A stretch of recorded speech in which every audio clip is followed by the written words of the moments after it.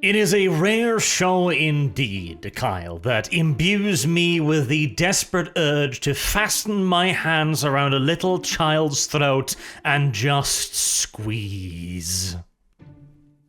But then again, is it really a child? That's an excellent question. Exactly. It's not really a child, is it? Because I wouldn't call what that thing was a child in the slightest. Probably not. It is an adult man writing himself as a 10-year-old girl, which is mildly disturbing, but that is where we are with episode 1 of Obi Wan Kenobi. Now, for clarity, we are talking about both episode 1 and 2 theoretically, but they're released on the same day as a kind of introductory special, so I'll be referring to it as episode 1, where we get to see Ewan McGregor be really, really sad for 50 goddamn minutes. That was a pain. That was an hour of pain and misery that was preempted by 4.5 minutes of flashbacks of the prequels. Yes. 4.5 minutes of flashbacks to be followed up by more friggin' member berries only a little bit later, because just in case you forgot, just in case you were too stupid to remember the prequels. Oh, that was pain. It was boring, it was painful, it was uninspiring, and it was almost infuriating. I will say that much. The first episode is just boring. It's Ewan McGregor working in a tuna factory, being sad. That is the entire plot of it. And I get the build-up, okay? I get it. They're going to be like, oh, here he is, Obi Wan. He's been watching over Skywalker for 10 years now, you know. He's a little bit defeated. You know, he's older, he's tired, he's been living in the desert, working away at the tuna factory. He's going to be a little bit worn down. I get that. But you led into this with 4.5 minutes of flashbacks. Like, my tolerance for boring is low when you then want to drag out a 40-minute sad Obi-Wan sequence. Sad Obi-Wan, followed by waffling around, followed by uninteresting characters talking at the screen, followed by more waffling around and pointless dribble. Oh, it was pain. A boring episode. A very boring episode. So let's talk a little bit about the characters introduced here. So obviously we got Ewan McGregor as Obi-Wan Kenobi, obviously. We get some Inquisitor dudes, which basically the only one we need to be thinking about is Inquisitor Raven? Rava. Oh my god, Rava. her name is better than... Oh god. I was about to say if it's called Revan, I'm just gonna I was like, there was something with R. Like, what's my memory first there, Revan? No, Reva. Inquisitor Reva. Who should have been killed in the very first encounter with her. As they're at the saloon, they're hunting for Jedi, her and her 3 Inquisitors. She's not even the Grand Inquisitor. She is the 4th sister, and she gives lip to the Grand Inquisitor. She ignores him. She tries to kill the Jedi right in front of him, forcing the Grand Inquisitor to stop her. She disobeys orders blatantly and goes against the Grand Inquisitor again and again and again and again with no consequence whatsoever.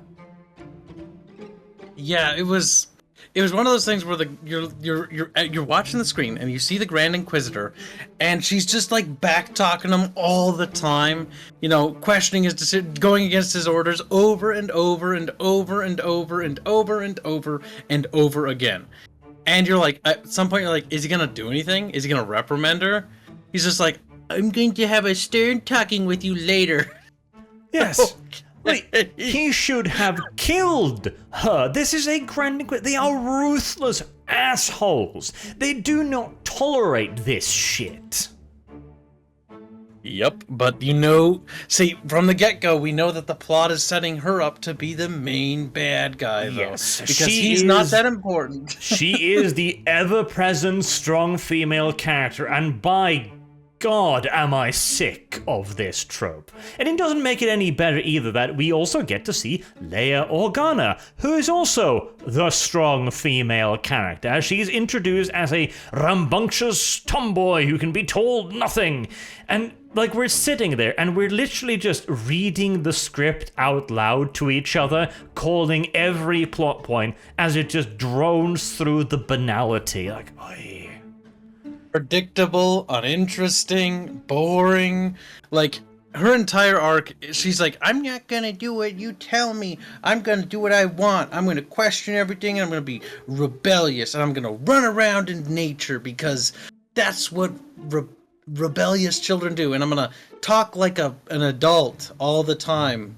That is weirdly sitting in for her. Because the character, the way she speaks, is not like a child. She does not behave like a child. She behaves like a goddamn adult. And it's fucking creepy.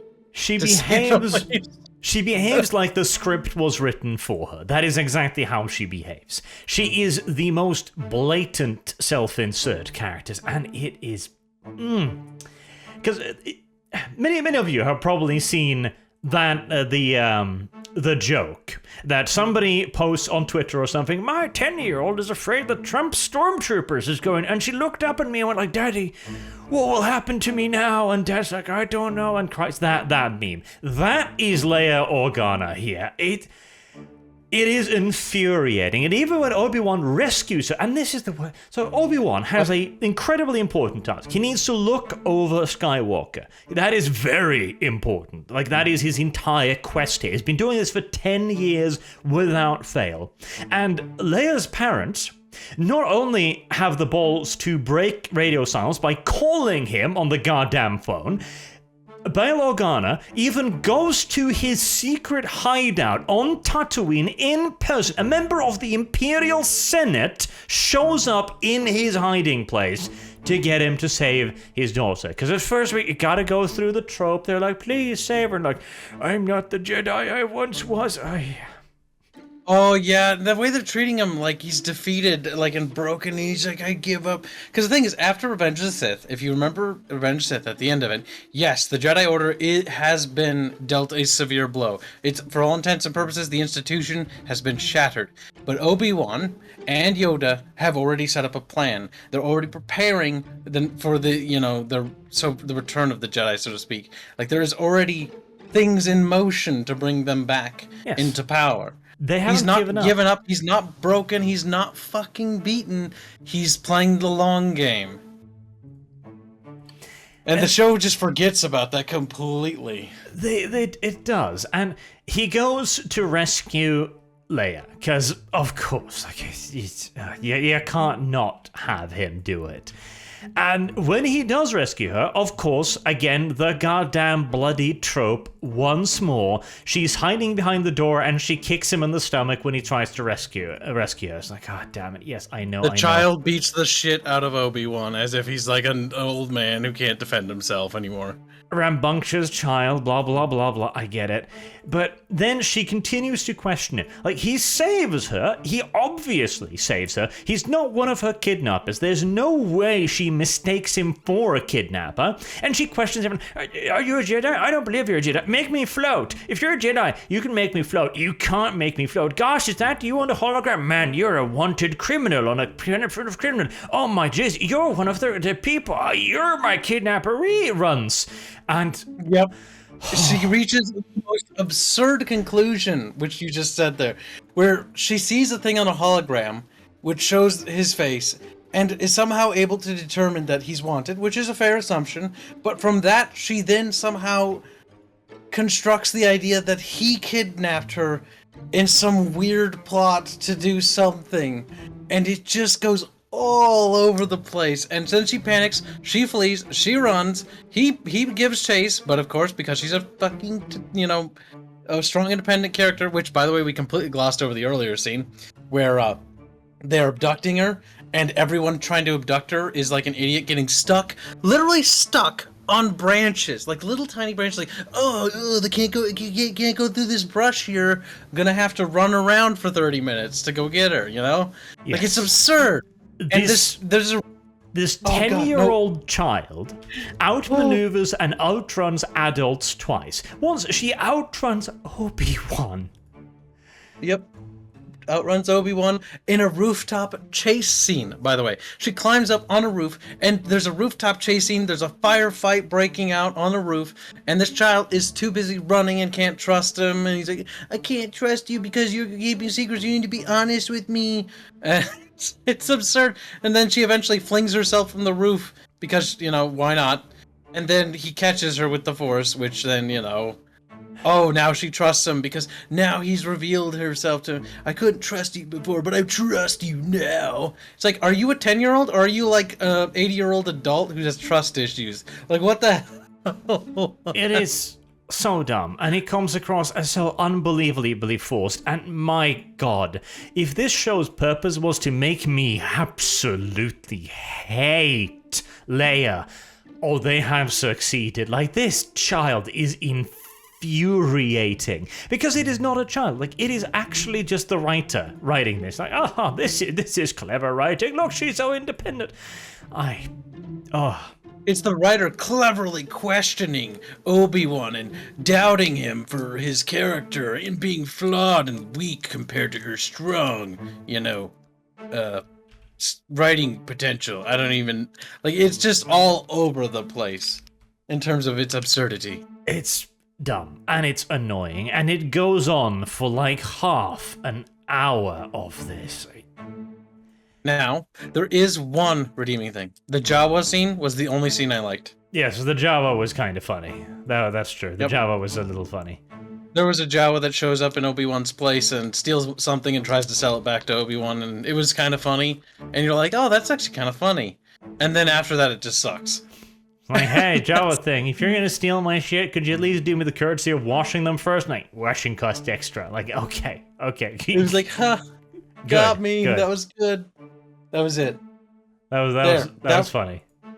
Also, it needs to be mentioned, the music, you'd think they have access to John Williams' masterful compositions. They have access to a library of fantastic Star Wars music. The music in this is god-awful. It is the most basic, soulless, corporate crap you've ever heard. And it's so out of place. Like, when nothing is happening, you've got a rising tension score, like, dun, dun, dun, dun, dun, dun. Something's going on, and it's just like, quiet. Quiet. And it's cheap, too. It's so cheap, it sounds cheap. Such generic. It doesn't feel Star Wars. The sets, The CGI in some areas was good. Some of it was a bit weird. But some of the CGIs for like the cities and stuff, like that is pretty good. But the actual like costumes, oh my god, the costumes look awful in this show. The costumes do not look particularly great. Sets are okay. The CGI ranges from strange Penis Beast moment to really good Penis Beast. Like, Penis Beast looks good, except for that one scene where Penis Beast looks like he's floating through the sky, which is oh yeah, weird. When it's walking into the horizon and it's like, is it floating? That's a weird Penis Beast. Why are you doing this? Oh my god. It all ends up like Obi-Wan, obviously he rescues Leia, and it's like, oh god, princess, you gotta come with me, and she's eventually trusting him after the dumbest chase scenes. And he's confronted by a strong, independent black woman, who, of course, knows that Obi-Wan is alive. She totally knows this, and she's been hunting him for years now, because she's the only person who knows he's still around, and has come up with an elaborate plot to do this. She's interrupted by the Lord Inquisitor, or Grand Inquisitor, who has brought no guards, has brought none of his other Inquisitors, no backup, because he's going to capture Obi-Wan himself, because he believes her now all of a sudden, and she stabs him in the belly with her lightsaber, because, just how it's going to have to be, really. Yep, just kills him. And it's very bad. Like, you already, like, the main antagonist is awful. Leia is terrible. And Ewan McGregor, I mean, he's a good actor, but he can't save this show. Like, it's already, you can already tell. The ship has already hit the iceberg. Already into the first episode. And the ship is listing badly. It's going down. It was this show is already dying. Episode. This show has, like, there is the window for recovery is so tiny right now that they will never make it. The next episode has got to be incredible, because this show is already over. It's bad. Just the worst. It commits the cardinal sin of making me genuinely bored in episode 1. Like, actually just genuinely, thoroughly uninterested. It makes me not want to see more of Ewan McGregor. Yep, and Ewan McGregor is a fantastic actor. They even got Hayden Christensen. They got the guy who played Leia Organa. They got a lot of the people from Revenge of the Sith back for this film, for this show. And you know what's tragic about it? It's wasted. Their acting skills are wasted here. It's a disaster, an unmitigated disaster. Yep, I was not fond of this episode. And the worst part is, okay, this is 2 episodes. It's about an hour 30 minutes combined. Yep. And I feel we're already out of shit to talk about. It was just boring. It was uninteresting. Nothing interesting happened. The characters who are introduced are near universally unlikable. Ewan McGregor is just sad Obi Wan. He doesn't do anything cool. He gets in a couple of low-level fistfights. He never activates his lightsaber. He just looks at it like, my god, can I truly do this? Am I still a Jedi? It's very true, though. Oh, we have yet to even mention the chase sequence. The chase sequence that was forced because Leia ran, right? Oh, we did mention that. And you dumbass. Yeah, but we missed the. Oh, you sassy motherfucker! The second wing of that is There's this pretend Jedi dude who's pretend to be a Jedi. It's a weird joke thing. It's not very funny. He then proceeds to run into the Inquisitor girl to basically give her the information by trying to fight her, so that we can justify the whole confrontation at the end. Yes. Like, it's so forced. Like, everyone is just forcing this plot along, and it's just embarrassing the entire way through. It is thoroughly uninteresting, and the way they're introducing the Inquisitor lady as well. Okay, so Obi Wan, when he's running across the rooftops, he's just running like an old man, can't catch up to the 10-year-old child. Meanwhile, she's parkouring and doing stupid shit and breaking pieces of scenery off to the ground. She's like doing this? backflips over like tiny gaps, and she's like doing twists and turns and like all these absurd things, and the entire time, like, we're trying to contain our laughter because she looks like a fucking moron. Like, why are you doing this, lady? Like, are you being like, I'm a Sith Inquisitor person, look at me, I'm doing like flips and stuff? Like, okay. Why are you doing flips? Like, just run over there. What are you doing? And just jump, lady. Like, you'll get there faster. Like, she's doing all these force flips and stuff, which are just slowing her down. Like, you could have caught them if you hadn't been so fancy about it. Yeah, you would have got them. Like, Obi-Wan would be like in cuffs right now, but no, you had to do flips and twirls and break things and then flip over the thing you broke, which was, yeah, she breaks a friggin' pole to run across it with the force or whatever, but then she ends up doing a flip over it anyways. So it's like, what are you doing? I'm assuming the entire thing is just the writers like, my god, we need to make sure that she looks like tough and competent and stuff. And meanwhile, I'm just like, you're just wasting time now. This is dumb. Why are you doing all this? She looks like a dancing friggin' monkey on screen. Like, it's embarrassing. She doesn't come across as daunting or terrifying or dangerous. She just comes across as weird to me. And her obsession with Obi-Wan, like, there's no build up. There's no like, oh, she realized how he was there. She said, I know he's alive. Okay, I'm sure they have some kind of dumbass history together or something. Like, maybe he was supposed to train her and he didn't, and that's why she turned out to be such a horrible human. Like, I don't know. And I don't care. Yeah, I don't want to watch. That's the worst part. You don't care. Like, it's friggin' Star Wars. It's got Obi-Wan. It's got Ewan McGregor. It's got a lot of the original cast in it from the Revenge of the Sith and prequel films. And the worst part of it all is not only is it embarrassing, but it's just boring. Like, I don't want to watch it. Like, even the prequels, for all their flaws, they were fun to watch. this isn't even fun. Like, there wasn't a single moment of excitement besides laughing at the silly things we were seeing on screen or rolling our eyes as we were bored. Yep. I am not fond of this show so far, and it is doing a very bad job of convincing me that watching Obi Wan sit on his ass on Tatooine for 10 years is going to be interesting in any way, shape, or form. As what's going to happen is, they are going to have to make ever more outlandish, ridiculous reasons for him to leave Tatooine and go on silly ass adventures. And I don't want him to. I don't want him to. Go back into the sand cave. Stay there. Yep. Please, Obi-Wan, Ewan McGregor, I love you, but you need to go back into the cave. Stay in the cave. Don't come out.